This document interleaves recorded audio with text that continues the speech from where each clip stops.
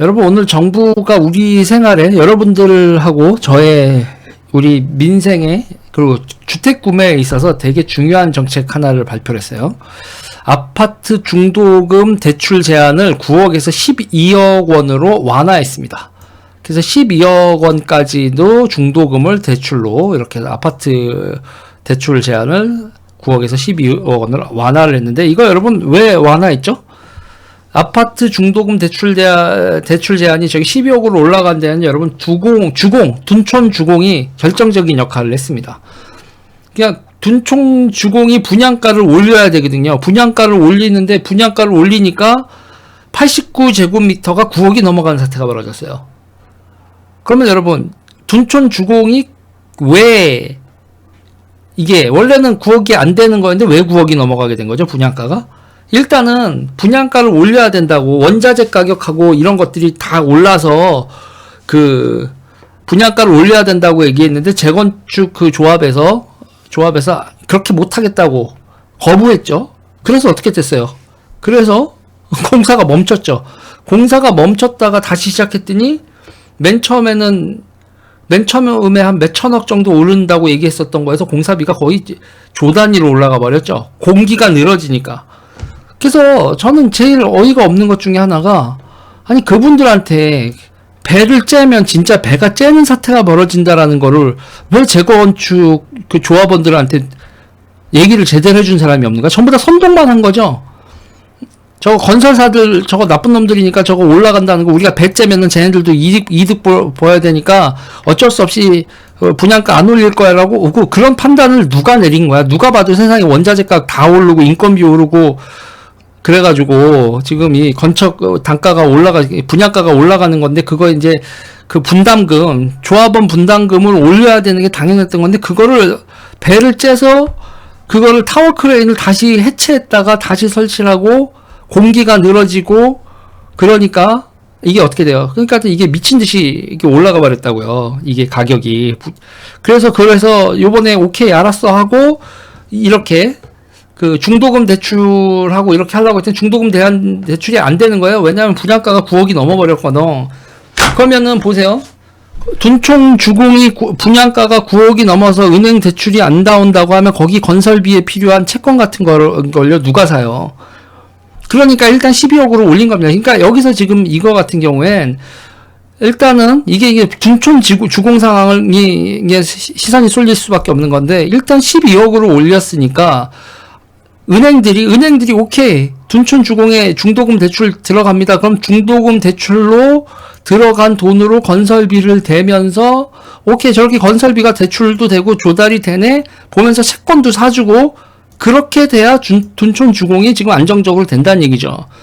그러니까 대출 제한을 2억으로 올렸는데도 채권이 불안하다고 안 팔리게 되면요, 그러면 이제 큰일 나는 거지.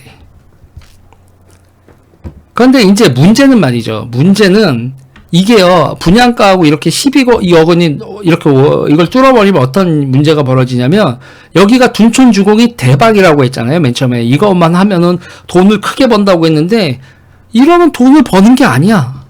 분담금하고 쭉 내고 하면 주변 집값하고 했을 때 이게 오히려 주변 집값보다 더해서 이게 돈을 벌겠다고 했는데, 다들 대박 났다고 했는데 대박이 아니야. 오히려 쪽박이 나는 상황이라는 얘기죠.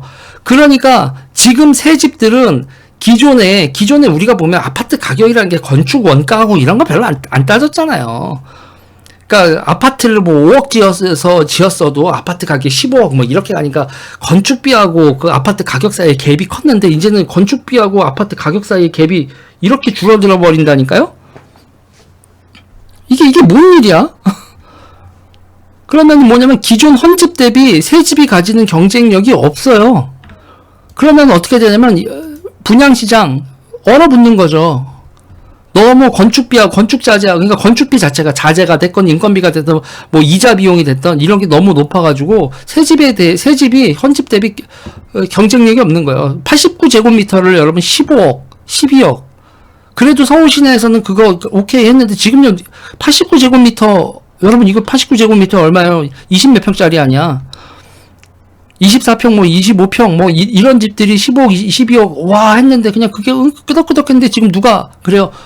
그런 집 아니야. 저기 뭐 더 둔촌동 뭐 강남에도 뭐 이제 가격들 뚝뚝 떨어진다 이렇게 되는데 지금 아파트 시장에서 이렇게 되면 그러면 여러분 지금 깡통 전세 생겨 부실 채권 생겨 뭐 이런 상황입니다. 그럼 중소 이렇게 이런 식으로 되면 그럼 보세요. 이런 식으로 되면 중소 건설사들이 짓고 있는 지방의 아파트들은 어떻게 되겠어요?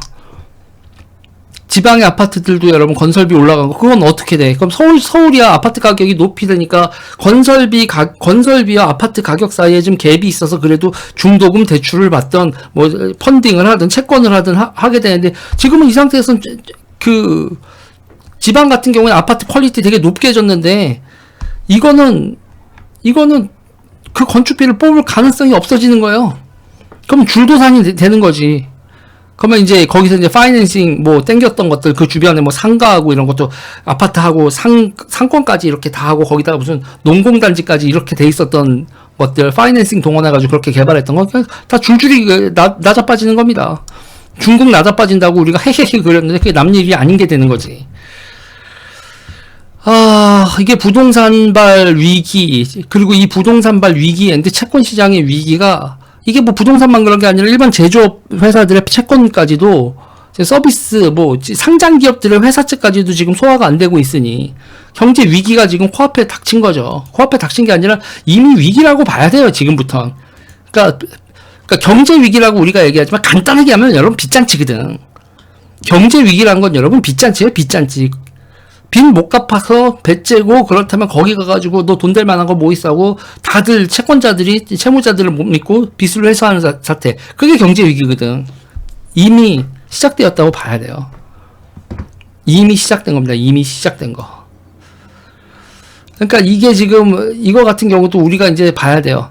자, 일단 정부는 오늘 중도금 대출 제한을 9억에서 12억으로 풀었습니다.